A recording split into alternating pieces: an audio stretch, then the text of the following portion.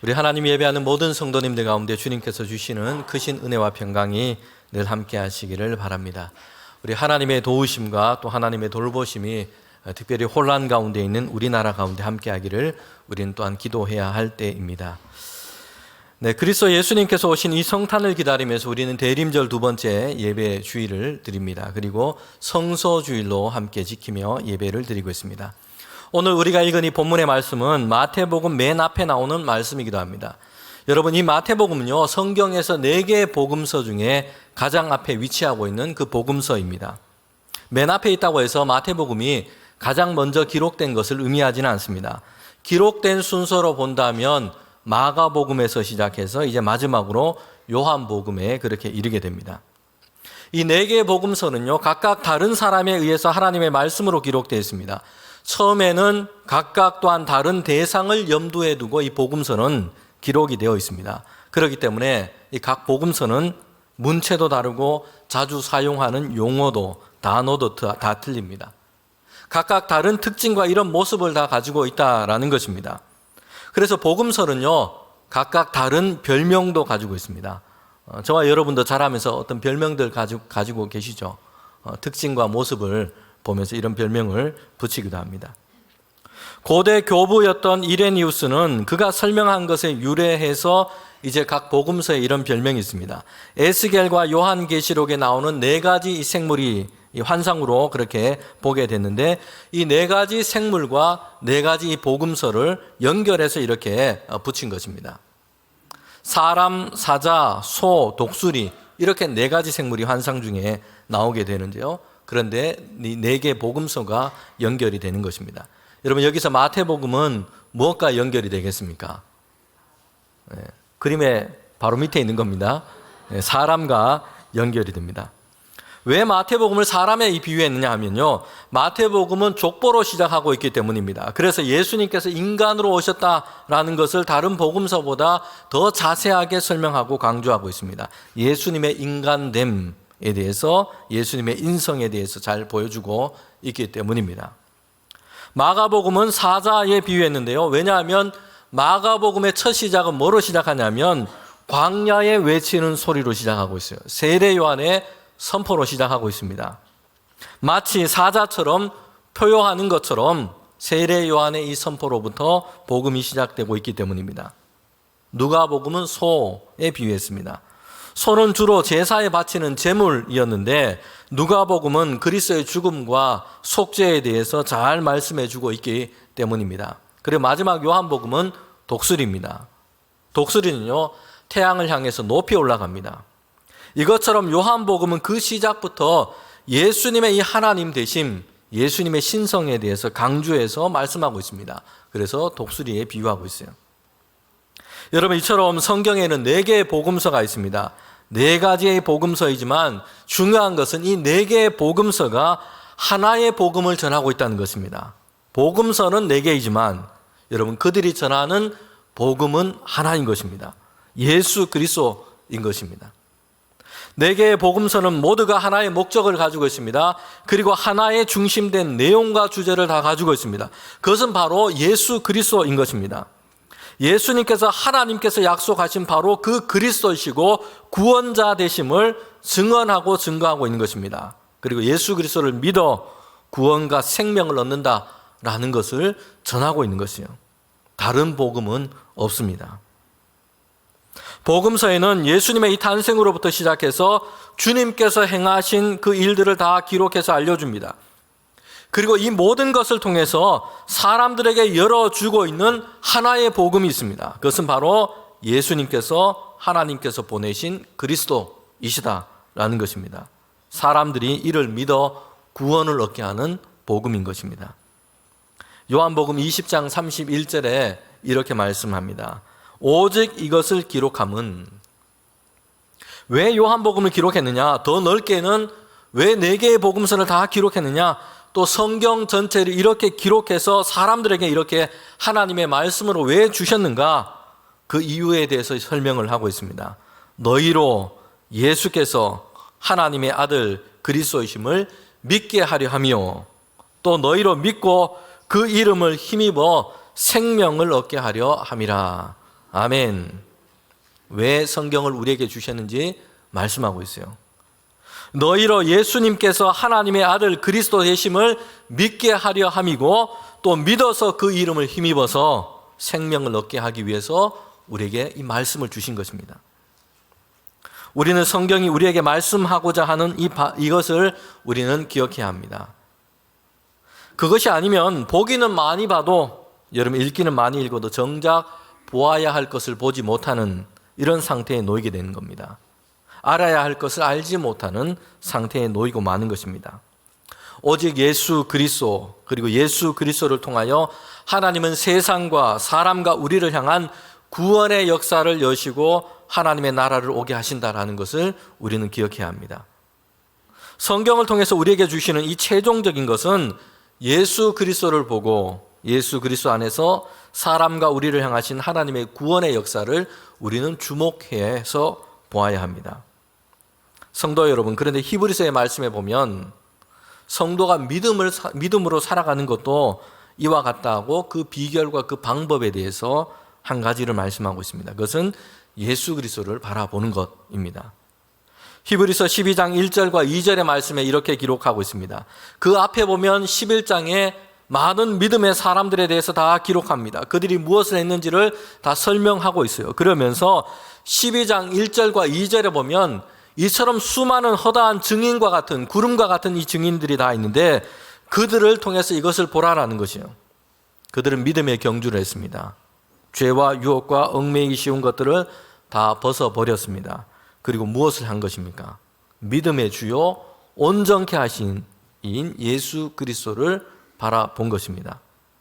그래서 그들은 믿음의 경주를 잘 할 수 있었던 것입니다.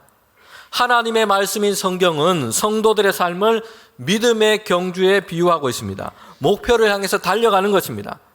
그런데 이 경주를 잘 하기 위해서는요, 순간마다 날마다 예수 그리스도를 바라보아야 합니다. 주님을 바라보는 훈련이 되어 있어야 합니다. 그래야지 믿음의 경주를 잘 할 수 있습니다. 사도행전에는 처음에 순교자였던 스데반의 이야기가 나오고 있습니다. 스데반 집사는 예루살렘 교회가 세웠던 7 집사 중에 한 사람이었습니다. 그는 예수님을 전하다가 박해받는 자리에 서게 되었습니다. 이제 핍박과 박해의 자리에 놓이게 된 것입니다. 사람들은 그를 성문 밖에 끌어내서 이제 돌을 던져서 처형하고자 합니다. 여러분, 그때 스데반 집사는 하늘을 우러러 보았습니다. 그리고 누구를 보게 된 것입니까? 사람들이 스데반 집사를 향해서 돌을 던지고 있습니다. 머리가 깨어지고 몸은 상하게 되었습니다. 쓰러질 때도 있었습니다. 그런데 이런 고통과 고난의 자리에서 스데반 집사는 신앙을 저버리지 않았습니다. 오히려 예수님께서 십자가에 달려 죽으실 때처럼, 고난당하실 때처럼 그는 이렇게 기도했습니다. 돌을 던지는 사람들을 향해서 그들을 위해서 기도합니다. 주님, 저들은 자신들이 하는 일을 알지 못합니다. 저들을 용서해달라라는 기도였습니다. 스데반이 고난과 순교의 자리에서 신앙을 지키고 믿음의 경주를 잘 할 수 있었던 것은요, 그 순간에 그의 시선이 어디를 향해 있었기 때문입니까? 하늘을 우러러 보았고 하나님 우편에 계신 예수 그리스도를 보았기 때문입니다. 십자가에서 고난을 당하시고 죽으셨으나 3일 만에 부활하셨고 영화롭게 되셔서 하나님 우편에 서 계신 그 예수님을 스데반은 바라보았기 때문입니다. 여러분, 우리가 주일에 예배를 드리는 것은요, 하나님을 예배하기도 하지만 또한 우리에게 이렇게 주일을 지키며 그렇게 하루를 보내는 것은 세상의 분주한 일상 가운데 살아가는데, 이 주일은 우리가 주님을 바라보는 훈련을 하는 날인 겁니다. 이 하루를 집중해서 주님을 바라보는 이런 믿음의 훈련이 우리에게 있어야 할 줄 믿습니다. 몇 달 전에 국민일보에 나온 한 기사를 봤습니다. 88살 된 할머니에 대한 이야기였습니다. 치매를 앓고 있었습니다. 딸이 엄마를 돌보면서 이렇게 함께했던 영상, 일상을 이제 영상으로 남겨서 그의 온라인 계정에 올리곤 했습니다. 그런데 이 할머니는요, 치매가 참 심했습니다. 그래가지고 거의 기억할 수 있는 것이 거의 없고요, 인지력도 제대로 작동을 하고 있지 못합니다. 딸이 대화하면서 이렇게 엄마에게 물어봅니다. 주소가 뭔지 아세요? 알려주세요 하니까 어머니는 주소가 뭐예요? 잘 모르겠네요. 무슨 색 셔츠를 입었나요? 엄마는 이렇게 대답합니다. 모르겠는데요. 점심은 드셨습니까? 웃으면서 대답합니다. 기억이 안 난다는 것이죠. 린다는 누구인가요? 아마 린다는 그 딸의 이름 같습니다. 고개를 저으면서 모른다고 얘기합니다. 폴은요, 아들의 이름인 것 같아요. 모른다고 대답합니다. 그런데 이 딸이 이렇게 묻습니다. 예수님은 누구신가요? 그래서 이 어머니는, 치매 걸린 이 어머니가 이렇게 대답합니다. 예수님은 저를 구원하시고 제 마음속에 사시는 분이고 저를 집으로 데려갈 거예요. 나는 주님을 사랑합니다. 여러분, 치매로 모든 것을 다 잃어버렸고요. 기억하는 것이 별로 없는데 한 가지를 기억하고 있습니다. 바로 예수님이었어요. 예수님께서 나를 구원하셨다는 이 믿음의 고백이 그의 마음속에는 여전히 있었던 것입니다. 치매 때문에 자녀들 이름조차 기억하지 못하고 방금 있었던 일도 기억하지를 못합니다. 금방 식사를 했는데 이것도 기억하지를 못해요. 참 안타까운 일입니다. 신앙 있는 이 딸은요, 치매 걸린 어머니가 자기 이름을 기억하지 못하는 것 때문에 섭섭하기도 했겠지만 그럼에도 다른 것은 다 잊어버렸는데 예수님을 기억하고 그 신앙을 그 마음속에 여전히 가지고 있는 것, 이것 때문에 큰 위로와 기쁨을 그렇게 얻고 있었던 것입니다. 삶의 마지막 순간까지 반드시 기억해야 할 가장 중요한 것을 그래도 놓치지 않고 있었기 때문입니다. 영원한 생명과 하나님의 나라를 얻게 할 그 이름을 기억하고 있었기 때문입니다. 오늘 우리 모두가 눈을 열어서 성경이 말씀하는 단 하나의 복음, 예수 그리스도를 바라보고 믿으며 그 은혜 안에 살아가는 우리 모두가 되기를 원합니다. 우리의 시선이 주님께로 확정되기를 원합니다. 그럴 때에 우리는 모든 삶의 상황 속에서도 평강하며 믿음으로 날마다 승리하게 될 줄 믿습니다. 그럼 마태복음은요, 복음서 중에서도 맨 앞에 놓여 있습니다. 마태복음은 처음에는 유대인을 향해서 예수님을 증언하기 위해서 그렇게 기록되어 있습니다. 그런데 그 시작을 어떻게 하고 있냐면 오늘 읽은 이 1장 앞부분에 있는 말씀처럼 예수님의 이 계보, 족보로부터 시작하고 있습니다. 사람들은요, 글을 쓰는 데 있어서 처음에 어떻게 시작할까, 이게 대단히 중요하기도 하고요, 어떻게 시작할 것인가, 이게 정말 어려운 문제이기도 합니다. 무엇으로 시작하고 어떤 단어, 어떤 말을 먼저 쓸 것인가, 글을 쓰는 사람에게는 정말 많은 시간 고민하게 하는 그런 어려운 일이기도 합니다. 글을 잘 쓰기로 필력이 좋기로 그렇게 알려져 있는 작가가 있습니다. 김훈이라는 이 소설가인데요, 그는 칼의 노래라는 소설을 썼습니다. 이순신 장군에 대한 이야기입니다. 그런데 이렇게 시작을 하고 있어요. 버려진 섬마다 꽃은 피었다, 이렇게 시작을 합니다. 이 작가가 인터뷰에서 첫 문장을 쓰는 이 어려움에 대해서 이렇게 얘기를 했습니다. 이 문장 4마디로 구성된 이 첫 문장을 쓰는데 무려 한 달 동안 고민하면서 썼다는 것이요. 꽃이 피었다라고 할지, 꽃은 피었다라고 할지 엄청 고민을 했다는 것입니다. 몇 주 동안 이것 때문에 고민했다는 것이요. 그러면서 그는 이렇게 얘기합니다. 긴 소설, 장편 소설을 쓰는데 첫 문장, 첫 시작을 어떻게 해야 될지 이게 너무나 어렵고 중요했다는 것입니다. 이것 때문에 많은 시간 고민을 했다고 얘기를 합니다. 물론 성경은 하나님의 영의 감동으로 기록되어 있습니다. 소설가처럼 썼다가 지웠다 하면서 어떤 단어를 쓸까, 며칠을 고민하고 이런 과정이 있었을까, 그렇게 생각하지는 않습니다. 성령께서 감동과 지혜를 주셔서 이제 성경 말씀을 기록하고 있는데, 그럼에도 단어 하나를 쓸 때에도 그 중요한 의미를 담아내고자 성령께서는 그 사람을 인도하셨을 겁니다. 그리고 처음 부분에 가장 중요한 그 의미와 강조를 담아서 복음서는 시작을 하도록 성령께서 그들을 인도하셨습니다. 그런데 마태가 예수님을 전하고 증언하기 위해서 복음서를 쓰고 있는데요, 첫 번째 했던 예수님에 관한 이야기, 주님의 말씀을 증거하면서 첫 번째 기록했던 것은요, 뭘 시작하고 있습니까? 족보, 계보로 시작을 하고 있다는 것이에요. 성령의 감동으로 마태복음이 기록되었고 증언하고 있습니다. 그런데 왜 족보, 이 계보로부터 시작했느냐, 우리에게 주시는 하나님의 그 말씀과 의미를 살펴보고자 합니다. 첫 번째는요, 하나님께서 이미 말씀하신 대로 구약의 수많은 예언자들을 통해서 이미 예언하신 대로 그 말씀대로 예수 그리스도께서 오셨다라는 것을 우리에게 보여주고 있습니다. 예수님의 족보는 이것을 우리에게 열어주고 있다는 것이요. 예수님은 하나님께서 이미 말씀하신 대로 그리스도로 우리에게 오셨다라는 것입니다. 창세기에는 보면 처음 인간 아담과 하와가 뱀의 유혹에 의해서 죄를 지었던 그 사건을 기록하고 있습니다. 하나님께서 금지하신 그 명령을 어겨버린 것입니다. 선악과를 먹게 된 것이에요. 스스로 하나님처럼 되려 했던 이런 욕망이 그들 가운데 있었기 때문입니다. 그런데 하나님은요, 이렇게 죄로 타락했던 아담과 하와를 책망하시고 벌을 주시기도 하지만 한편에서는 긍휼과 사랑을 그들 가운데 베푸세요. 아담과 하와는 선악과를 먹고 나자 그들의 눈이 밝아졌습니다. 그래서 벌거벗은 것을 보면서 수치스럽게 생각을 했습니다. 나뭇잎으로 수치를 가리고자 했어요. 그런데 나뭇잎으로 제대로 될까요? 그러지 못했어요. 금세 말라버리고요, 너무 작습니다. 그래서 하나님은 그들의 수치를 가릴 수 있도록 가죽 옷을 입혀주셨던 것입니다.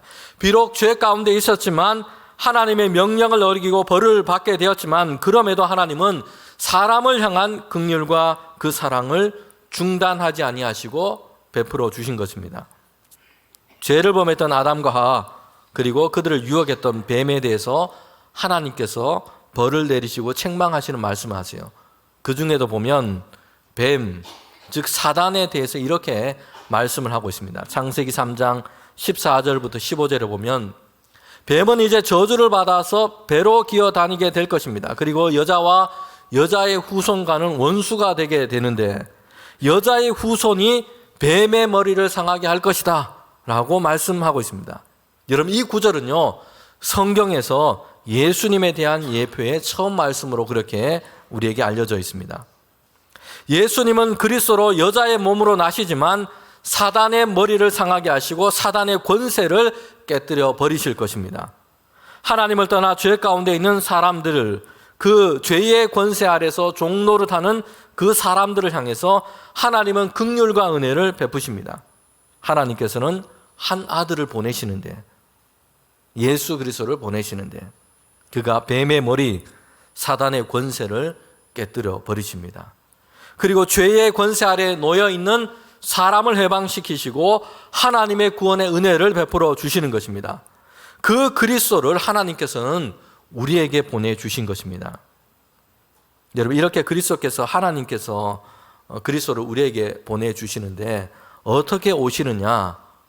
구약의 예언자들이 이제 그 말씀을 우리에게 전하고 있는 것입니다. 우리가 지난주일 설교 본문으로 제5복음서, 구약의 복음서라는 별명을 가진 이사야서의 말씀을 함께 우리가 살폈습니다. 여러분, 그런데 이사야서에 보면 메시아의 오심에 대해서 예언을 하고 있습니다. 그 중에 이사야 11장 1절과 2절에 이렇게 말씀합니다. 이새의 줄기에서 한 싹이 나며 그 뿌리에서 한 가지가 나서 결실을 할 것이다. 여러분, 선지자 이사야는 오실 메시아에 대해서 예언하는데 이새의 줄기에서 한 싹이 나고 그 뿌리에서 가지가 나서 결실할 것이다 말씀합니다. 여러분, 여기서 이새는요, 다윗의 아버지가 됩니다. 그러니 그리스도께서 오시는데 다윗의 혈통으로 하나님께서는 그리스도를 보내주신다 예언하신 것입니다.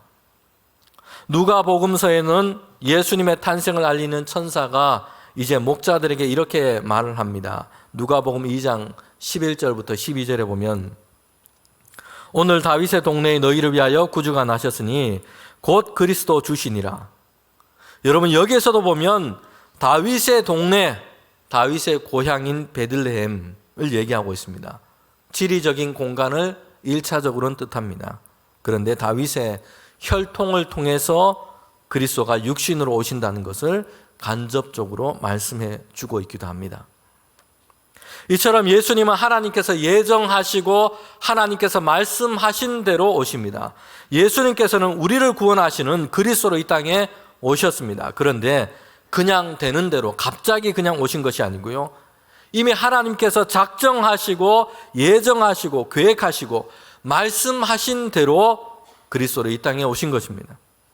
모세와 선지자와 모든 말씀을 통해서 예고하신 대로 그 말씀을 이루신 것이에요. 마태복음이 예수님의 이 복음을 전하면서 족보로 시작하는 이유가 여기에 있습니다. 하나님께서 구약의 모든 예언자들과 선지자들을 통해서 그 주신 그 말씀대로 그리스도께서 오셨고, 그리스도는 하나님께서 약속하신 세상과 그의 백성을 향한 그 구원을 이루기 위하여 오신 것입니다. 하나님은요, 약속을 이루시는 분이십니다. 약속하신 것을 하나님께서 뜻하신 대로, 뜻대로 이루어 가십니다. 아브라함에게 약속하셨고요, 야곱에게 약속하셨습니다. 그리고 다윗에게도 약속을 하셨습니다. 그리고 그들을 통하여 하나님은 온 인류를 위하여 세상을 향해서 약속하신 그 더 큰 약속을 이루어 가십니다. 아브라함과 야곱과 다윗과 그들의 계보를 통해서 예수 그리스도께서 오신 것입니다. 그리고 예수 그리스도를 통해서 죄와 탄식과 어둠 속에 있는 인간과 세상을 구원하시는 그 역사를 이루신 것입니다. 하나님의 약속이 때로는 더디게 느껴질 때도 있습니다. 언제인가? 왜 아직인가? 이런 생각이 들 때도 있습니다. 오늘 교회와 성도들은요, 예수님의 다시 오심을 우리는 기다리고 있습니다.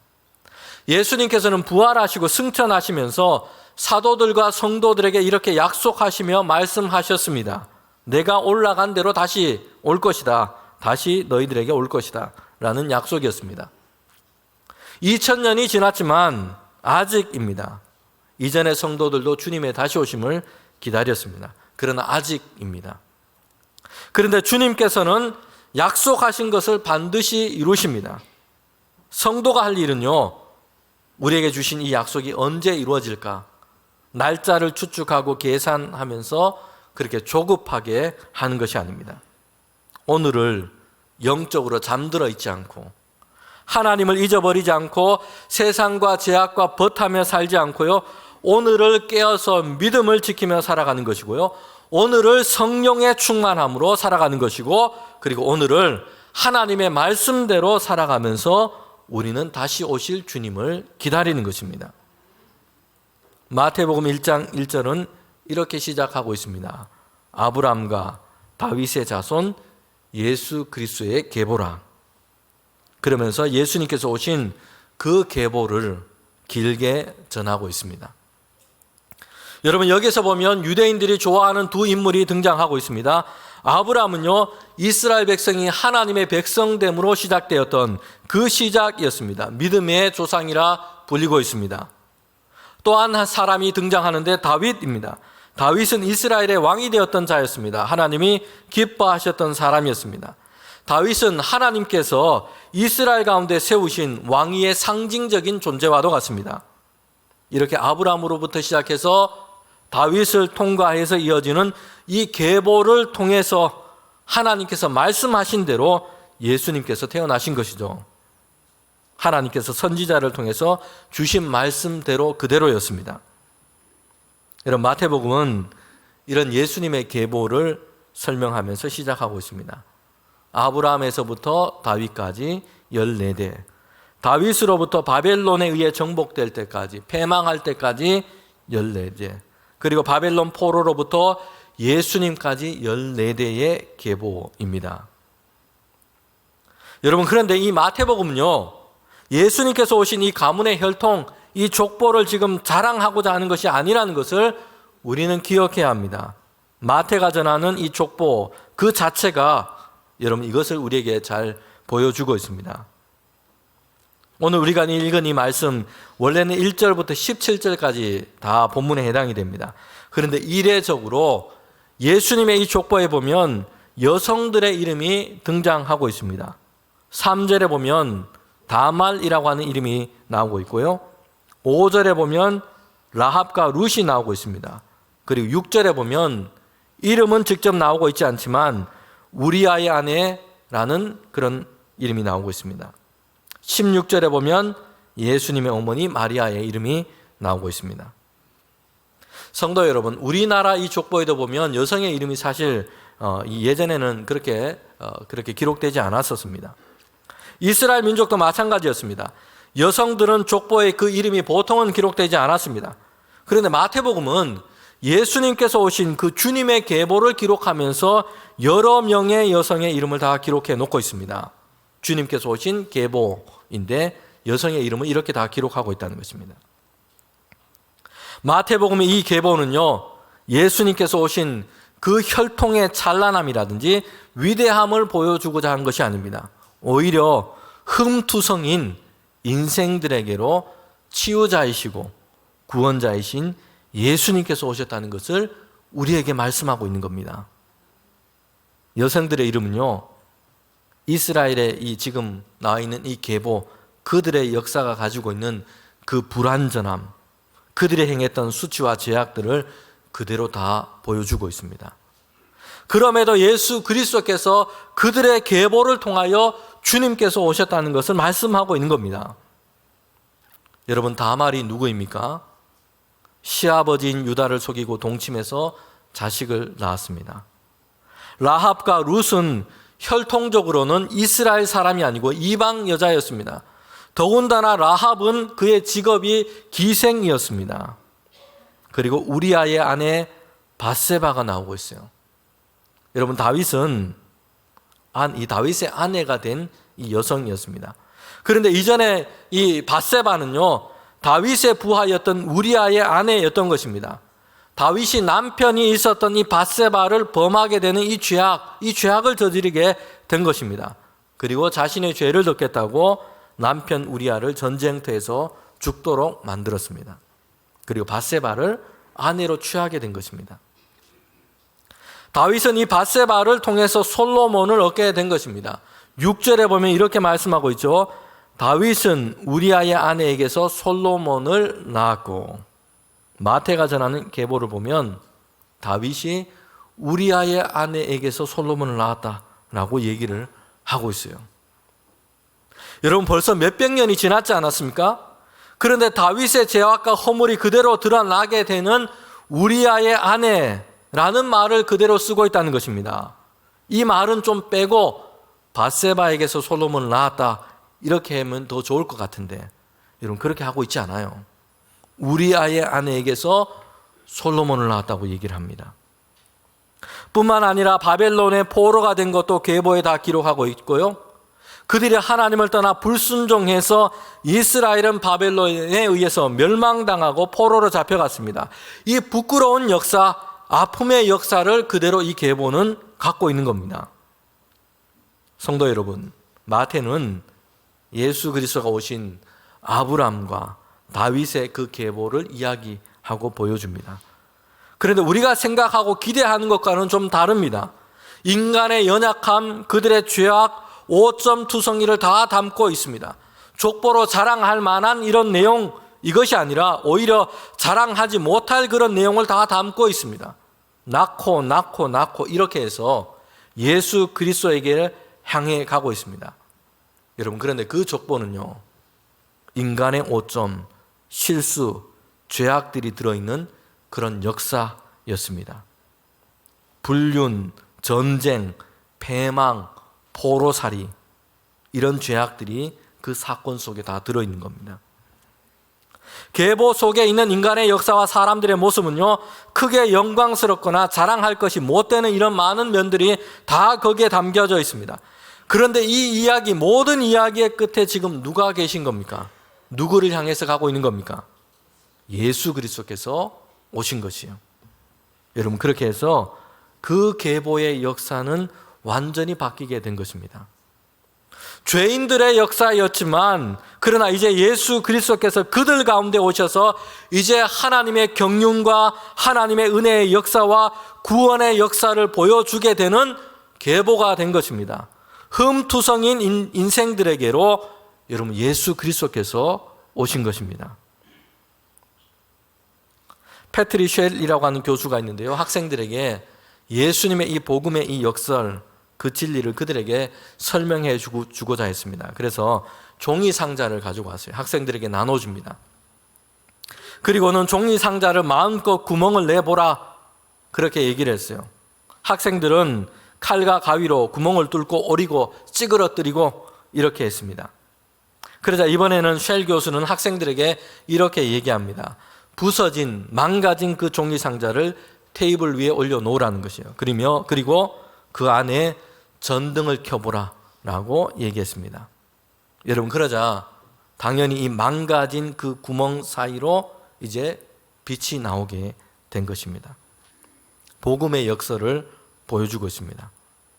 그 인생이 실수와 죄와 오점으로 구멍 나 있고 상처가 나 있습니다. 그런데 오히려 그 안에 빛 대신 예수 그리스도께서 오신 것입니다. 그러자 이제는 구멍 났고 상처 난 삶의 자리에서 그 빛이 밝게 나오기 시작한 것입니다.